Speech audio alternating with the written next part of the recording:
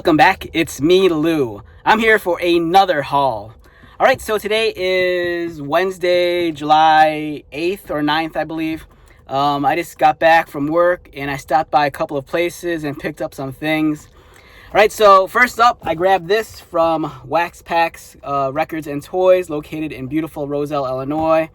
I got the Marvel Legends Spider-Man 2 in the symbiote costume.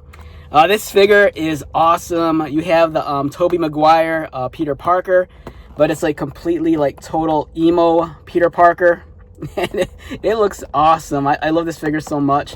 One of the things that really sold me on this figure also is that over here it comes with the symbiote accessory, and you could kind of put it on Peter's head to make it look like, you know, he's infused with the symbiote. And it's a beautiful looking figure.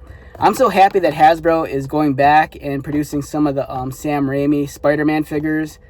For me, the Sam Raimi movies were amazing, especially Spider-Man 2. That's one of my favorite superhero movies of all time, period.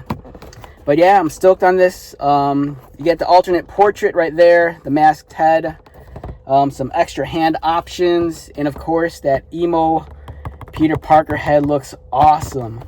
And the black costume looks amazing too, especially kind of like with the silver highlights for the webbing. The contrast against the black looks gorgeous. All right, so after that, I stopped by Tony's Treasures in Schaumburg, Illinois. And excuse me, it's like sweltering hot in my car right now. I have no idea why I insist on doing this in my car after I buy stuff. I should just wait till I get home.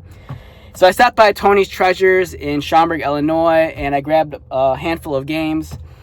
First up, we have Batman Forever on the Sega Genesis. This is the Val Kilmer movie with Chris O'Donnell, Nicole Kidman, Tommy Lee Jones, and Jim Carrey.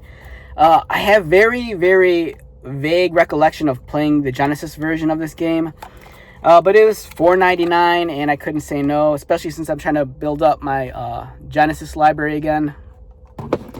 Up next, we have World Series of Baseball on the Sega Genesis. So back in the 90s, the one thing the Genesis had for it over the Super Nintendo was the sports games. In addition to having Electronic Arts' library of sports games like Madden, Sega, they kind of had their own branch called Sega Sports. And they produced some really high-quality professional sports video games. You know, like there was the Montana series, World Series Baseball, and these were just awesome. Great game. I got this for $6, so I'm pretty stoked on this. Of course, the roster's outdated, but, you know, being a teenage youth in the 90s and early 2000s, it's like I can't say no to this. This is awesome. Up next, we have this. I've been on the hunt for this for some time. X-Men 2, The Clone Wars. So recently I grabbed the first game on the Sega Genesis, which is almost near legendary. You know, people love that game. And X-Men 2, The Clone Wars, I don't think it gets as much love as the first game, but again, this is something I wanted to add to my library of Genesis games. I'm a huge X-Men fan, you know, whether it's the X-Men 92 animated series that was on Fox, X-Men 97 that's on Disney Plus, or even the comic books. You know, I have a huge library of X-Men books. Big X-Men fan, and it's just really cool to have this little piece of 16-bit comic book history. And then lastly, I grabbed this. We have Super Street Fighter on the Sega Genesis. This is another game that I had way back in the day. I'm a huge fighting game fan. You know, if you've been to my channel before, you know, I'm always talking about how much I love Mortal Kombat, Street Fighter, and like the SNK Neo Geo games. Super Street Fighter on the Genesis was awesome.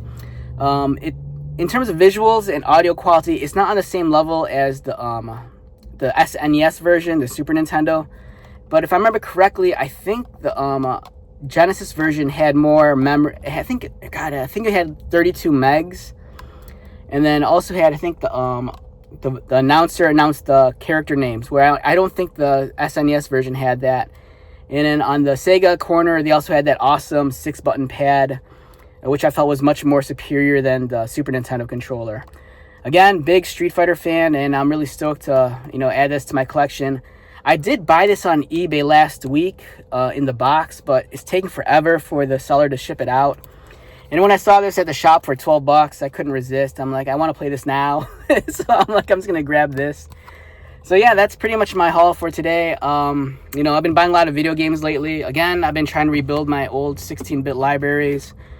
And I'm just having such a good time doing that. It's fun. It's such a nice trip down nostalgia road. And the action figure stuff, I'm still buying stuff. Not as much as I used to, mostly because I think I'm kind of like...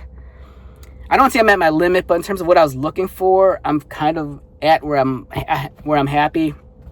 For example, with Marvel Legends, I have all the classic teams that I've wanted to build up. You know, every now and then there's a straggler that comes out. Likewise with G.I. Joe Classified series, I'm behind on my video reviews for that, but I have like probably like 40 or 50 figures I need to review. And the Classified series is awesome. So yeah, you know, I'm still buying toys, but you know, a little bit more video games, especially with this season. So this pretty much wraps up this haul video. Again, I have no idea why I insist on filming these right away. I should just do this in the house where it's nice and cool. So let's wrap this one up. Once again, my name is Lou. If you're new to my channel, welcome. If you are a returning viewer, subscriber, thank you so much for your continued support. I greatly appreciate it. So until the next video, be safe, take care of yourself, buy lots of toys, and I'll see you at the next one.